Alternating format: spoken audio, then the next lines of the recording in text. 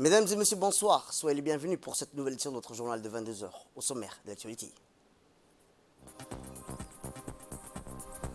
À la une dans l'actualité nationale, les élèves reprennent le chemin de l'école à cette rentrée scolaire.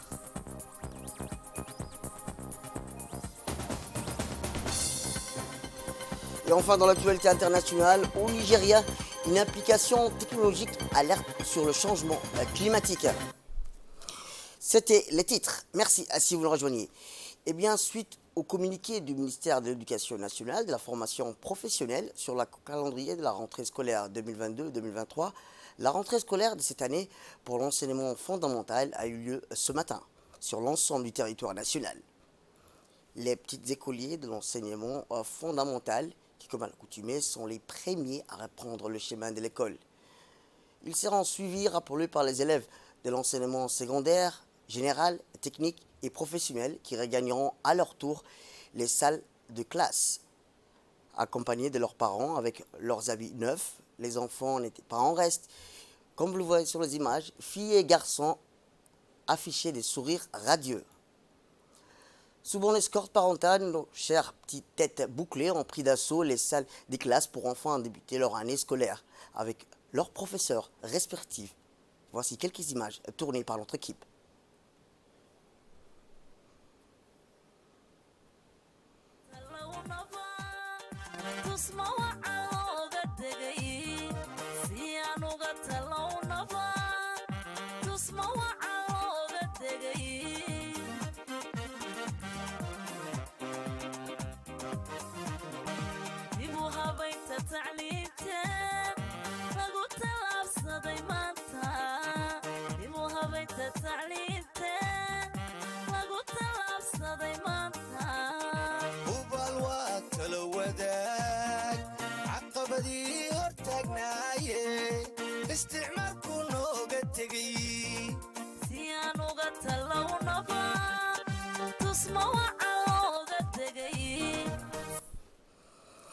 Eh bien, le secrétaire général du MENFO, M. Mohamed Abdallah Mayoub, accompagné du DGA et de l'inspectrice générale, Mme Mouna Ismail Abdo, ainsi que de hauts responsables du MENFO, sont déplacés dans plusieurs établissements du primaire de la capitale afin de constater de visu les conditions d'accueil des élèves pour la rentrée scolaire de l'année. Rappelons que le secrétaire général du MENFO, M. Mohamed Abdallah Mayoub, a démarré sa tournée à l'école primaire du Sanfil.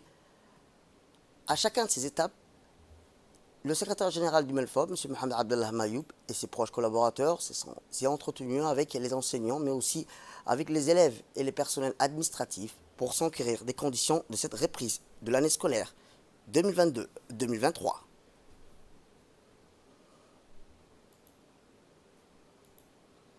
Eh bien, à l'occasion de la rentrée scolaire dans les écoles sur tout le territoire national, notre équipe a pu recueillir quelques réactions. Le 4 septembre 2022, c'est la rentrée scolaire, la nouvelle année 2022-2023 qui commence. Donc aujourd'hui, nous avons accueilli 12 classes de 6e à 7h30, des élèves joyeux, des élèves contents de retrouver leurs camarades, leur classe, l'école. Donc nous avons accueilli des enfants joyeux, des enfants vraiment qui sont très contents de revenir et de retrouver les chemins de l'école. À 9h30, nous allons accueillir les élèves de 7e qui sont au nombre de 14 classes de 7e. Voilà, tout s'est très bien passé dans l'ensemble. Autre actualité de ce 22 heures, c'est aussi le président de l'Assemblée nationale, M. Mohamed Al-Ahmed, qui a reçu ce matin la nouvelle ambassadrice de la République du Soudan à Djibouti, Mme Rahma Saleh. Le président de l'Assemblée nationale a souhaité la bienvenue à la diplomate soudanaise avant de passer en revue les bases de la relation bilatérale entre les deux pays et les perspectives de renforcement des liens d'amitié et de coopération, notamment à travers le groupe d'amitié parlementaire et les institutions régionales telles que l'IGAD, l'UAP. Le président de l'Assemblée nationale a souhaité la bienvenue à Djibouti à l'honorable Rahma Saleh et a assuré de sa disponibilité dans l'accomplissement de sa mission. L'ambassadrice s'est dit honorée de rencontrer le président du Parlement et l'a remercié pour l'accueil chaleureux.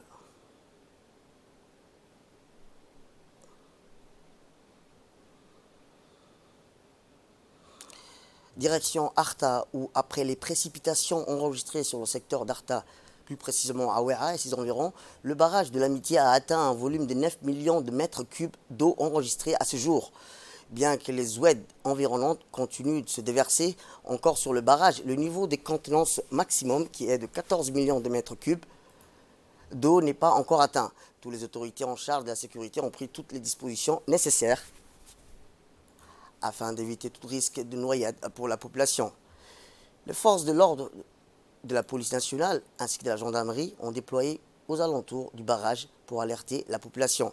Ces pluies qui ont débuté dans la nuit d'hier et aujourd'hui ont très largement arrosé tous ces secteurs et ont mis les oueds en crue, comme l'oued de Ouéa qui a atteint un niveau record.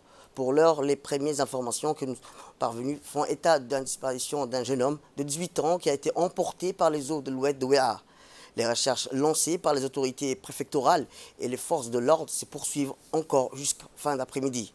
Toutefois, il faut attendre les bilans des autorités préfectorales afin de donner des informations plus détaillées sur les pertes humaines ou des cheptels. Une autre chose est sûre, selon des témoins, le jeune homme de 18 ans a été emporté par les courants de l'Oued. Aussitôt alerté, a été donné par le préfet Mohamed Cheikh Hassan. Les pompiers et les agents de la gendarmerie se sont rendus sur place pour entamer la recherche. La recherche interrompue hier soir ont repris ce matin et se poursuit jusqu'à aujourd'hui. La circulation de la route numéro 1 a été interrompue hier après-midi en raison de la forte montée des eaux de l'oued de Ouéa. Le préfet d'Arta, M. Mohamed Cheikh, informe les conducteurs de véhicules que la chaussée est endommagée à certains endroits et nécessite une conduite prudente. Sport à présent, où l'équipe AS Djibouti Telecom se trouve en stage de préparation depuis hier à Lissabié, au grand stade de haut niveau d'entraînement d'Alissabié. Les joueurs et les techniciens ont été installés au centre de l'école sport-études de la région d'Alissabié et des moyens logistiques et technologiques ont été mis à leur disposition. Cette mise en verte permettra à l'équipe d'Alissabié de se préparer pour le match de la Coupe de la CAF. Rappelons-le qu'elle va jouer avec le club rwandais AS Kigali à Djibouti. À l'arrivée à Lissabié, un accueil exceptionnel a été réservé à l'équipe par les autorités de la région, à savoir le préfet de la région Moussa Adel Migueni, le président du conseil régional Charmaki Hassan Alale, en présence du président du club AS Djibouti Telecom Ahmed Moussa Absiye, ainsi que le comité de l'équipe. Ce stage aura alors pour objectif principal pour renforcer davantage certaines connaissances théoriques ou pratiques, ou de manière plus générale pour permettre aux joueurs de garder régulièrement le rythme. Chaque année, le CAF, en collaboration avec les associations membres et les ligues, s'engage dans un processus de sens qui se concentre sur l'amélioration du football club. Un total, plus de 58 clubs de 46 associations membres de la CAF ont été licenciés pour l'édition 2022-2023 de la Ligue des champions de la CAF. L'équipe AS Djibouti Telecom est parmi les clubs qui ont obtenu une licence pour la saison pour participer à la Coupe de Confédération totale 2022-2023. Les matchs allés du premier tour préliminaire se joueront le 9 au 11 septembre. On reste toujours dans le domaine sportif ou dans le cadre de la consolidation de la paix et de la cohésion sociale entre les jeunes de la région de l'unité. L'Association pour le développement social et la protection de l'environnement, GOBAT, connue sous le sigle ADZEC, a organisé du 1 jusqu'à aujourd'hui des journées sportives et culturelles dédiées à la culture de la paix de Assaïla.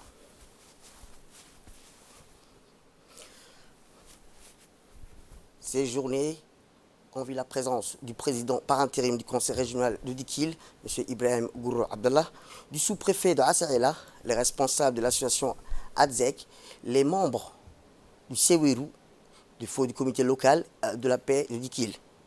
Aussi plus que 8 équipes issues de différentes localités ont participé à ce tournoi, à savoir le club de Harou, Okar, Sankal, Assaïla, Bonta, Yarkou ou Koutoubouya. En effet, ces projets d'organisation des journées sportives et culturelles dédiées à la culture de la paix ont été réalisés avec l'appui financier de l'Union européenne et avaient pour objectif principal de consolider la paix et renforcer les liens d'amitié et de fraternité entre les jeunes des deux communautés qui cohabitent.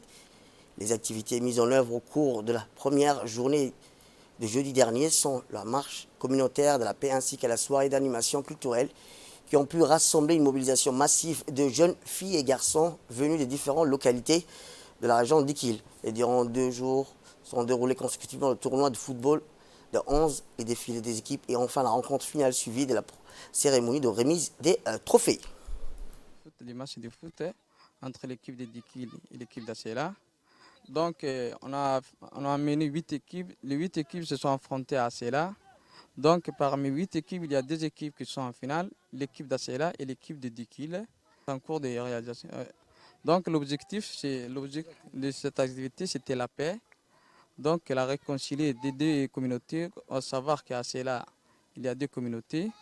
Donc, on a été de faire une réconciliation, c'était la paix. Donc, l'objectif de cette journée, c'était la paix. Et on vient de clôturer maintenant à Acela. On reste toujours dans le domaine sportif. Après près de 1 mois de préparation en Tanzanie pour se préparer pour les matchs de préqualification pour la Ligue des champions d'Afrique, la nouvelle saison du championnat national Djibouti, l'équipe d'Arta Solar 7 a gagné la capitale ce matin vers 11 h. L'objectif de ce déplacement a permis de renforcer les efforts pour améliorer l'image du football local en allant le plus loin possible dans la Ligue des champions nationaux et celle d'Afrique. Le club Arta Solar 7 veut se mettre au top avant l'expédition africaine qui débutera en septembre. Le club a joué plusieurs matchs amicaux contre les équipes locales, comme le club tanzanien, afin de se préparer, KMC, afin de se préparer mentalement et physiquement. Il faut noter que l'équipe a acquis de nouveaux talents, comme l'arrivée du joueur Salomon Kalou. L'attaquant a porté les couleurs du club néerlandais Feyenoord, du grand club du Premier League, Chelsea, du club français Lille et du Hertha BSC en Bundesliga. Arta Solar 7, Kalou rejoindra l'ancien milieu de terrain d'Arsenal et de FC Barcelone, Alexander Song, l'ancien gardien du Cameroun, Idriss Carlos Kamini, Diafra Sakho, Alain Traoré et Dani. Kalou devra apporter sa grande expérience à l'équipe, notamment dans les matchs continentaux. Et bien, comme je vous le disais, le club Arta Solar 7, au terme de l'année 2020, a remporté la Super Coupe et le championnat, une véritable consécration pour préparer sa future participation à la Ligue des Champions. 5 semaines en Tanzanie, en préparation. Au départ, on avait un groupe d'une vingtaine de joueurs et puis les internationaux ont été faire le match du Soudan. La préparation s'est bien passée, on était dans de bonnes conditions. Et puis au fur et à mesure, les oppositions étaient de plus en plus importantes. On a joué Azam, qui a fini 3e, puis on a fini par Simba. Globalement, on a progressé, on a encore une semaine de préparation, on va avoir besoin pour être au top, mais on a beaucoup travaillé, à la fois sur le terrain, en salle de sport, et je pense qu'on a fait le maximum pour être au mieux pour ce match. Donc les nouveaux joueurs sont venus nous rejoindre, dedans il y a Salomon. Salomon a repris l'entraînement avec nous, tranquillement, bien, tout s'est bien passé. Il progresse, il a besoin de travailler, de jouer. Et donc il s'est bien intégré, c'est une personne charmante, c'est un très bon joueur évidemment. Et puis tous les nouveaux joueurs aussi, Christophe Dilo dans les buts, Tadeo, je crois qu'ils ont été choisis de bonne façon parce que c'est des gens qui sont bien, qui ont un bon fond et ce sont des joueurs aussi de grande qualité. Fait divers à présent, dans le cadre de la lutte contre les commerces illicites, la douane nationale en étroite collaboration avec les forces armées djiboutiennes, le BIR stationné à Al-Ounais a mis la main sur une importante quantité de cannes de contrebande, une opération de grande envergure, une saisie record qui a permis de mettre la main sur 40 colis de cannes de contrebande estimés à une valeur marchande de 6 millions de nos francs Djibouti. En effet, la contrebande a été découverte et interceptée dans le secteur de Al-Ounais lors d'une opération de routine. Aussitôt alertés par les éléments de la division des douanes de la région d'Arta, les forces armées djiboutiennes stationnées à Al-Ounais ont rapidement immobilisé et interpellé les conducteurs. Selon la procédure en vigueur, la totalité de 4 saisies ont été détruites en présence de M. Yahya Mousserigué, chef de division de douane de la région d'Arta, et les militaires en poste à Al-Ounais. Lors de son intervention, le chef de la division de douane de la région d'Arta, M. Yahya Mousserigué, se félicite de la réussite et a lancé une mise en garde contre les trafiquants qui souhaitent nuire l'économie du pays.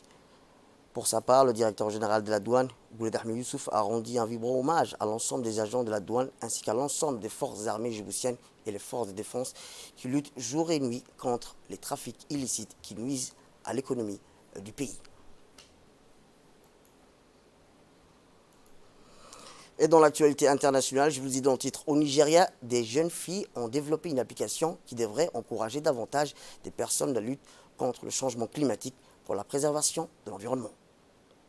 Nigeria, une application technologique d'alerte sur le changement climatique. EarthX a été l'un des lauréats régionaux de l'édition 2022 du concours mondial organisé par Technovation, une organisation à but non lucratif basée aux États-Unis qui donne aux femmes et aux jeunes filles les moyens d'utiliser la technologie pour créer le changement. L'application mobile s'ajoute aux campagnes menées dans les écoles qui invitent à jeter les déchets de manière appropriée, à réduire l'utilisation du plastique et à vérifier l'empreinte carbone. Au prochain sommet sur le climat prévu en novembre en Égypte, les Africains veulent parler d'une même voix afin d'obliger les pays pollueurs à respecter leur engagement. Le continent a besoin de 3 000 milliards de dollars pour atteindre ses objectifs d'émissions d'autodéterminés connus sous le nom de contribution déterminée au niveau national.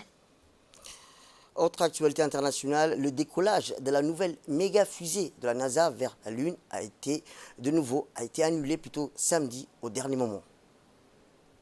De la fusée de la NASA vers la Lune, de nouveau reportée. 50 ans après la dernière mission Apollo, ce nouveau programme phare doit permettre d'établir une présence humaine durable sur la Lune, permettant ensuite de s'en servir comme un tremplin vers Mars.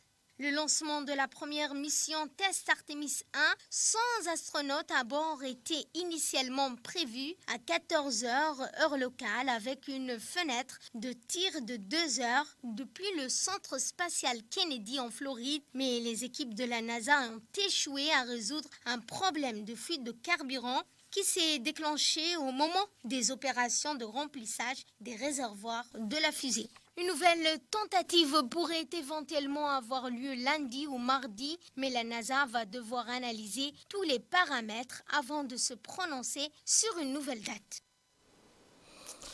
C'est la fin de cette édition. Merci à vous de nous avoir suivis. Restez avec nous pour la suite de nos programmes télévisés. Le programme continue sur Télé Djibouti.